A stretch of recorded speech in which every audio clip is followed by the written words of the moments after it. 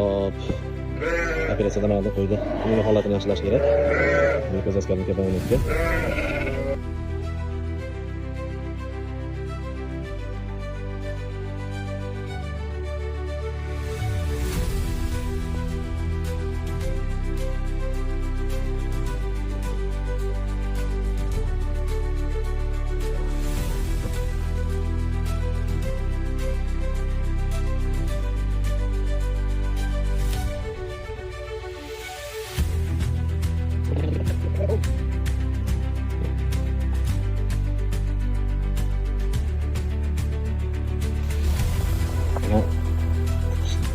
Jarayonlar davom etyapti.